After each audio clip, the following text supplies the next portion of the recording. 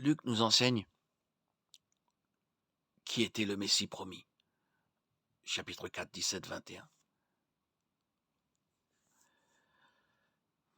Et le livre du prophète Ésaïe lui fut donné. Il le déroula et trouva l'endroit où il était écrit: L'Esprit du Seigneur est sur moi parce qu'il m'a oint pour annoncer la bonne nouvelle aux pauvres. Il m'a envoyé proclamer la liberté aux captifs et le couvrement de la vue aux aveugles, de libérer ceux qui sont opprimés pour proclamer une année de grâce du Seigneur. Il roula le livre, le rendit au serviteur et s'assit. Tous les regards de la synagogue étaient fixés sur lui. Il se mit à leur dire: Aujourd'hui, cette parole de l'Écriture que vous venez d'entendre est accomplie.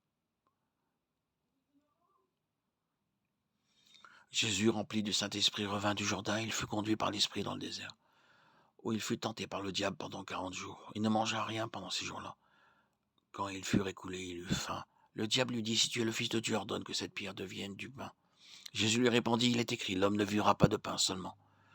Le diable l'enleva, lui montra en un instant tous les royaumes de la terre et lui dit: Je te donnerai toute cette autorité et leur gloire, car elle m'a été donnée et je la donne à qui je veux.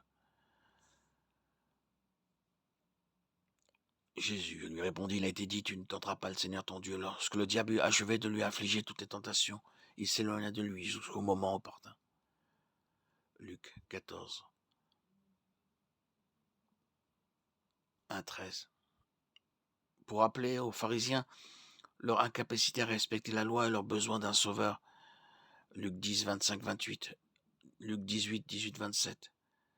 Et pour confondre leur savoir lorsqu'ils essayaient de le piéger, de le tromper. Luc 20. Luc a écrit son évangile.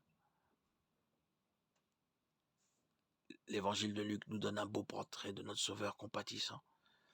Jésus n'était pas rébuté par les pauvres et les nécessiteux.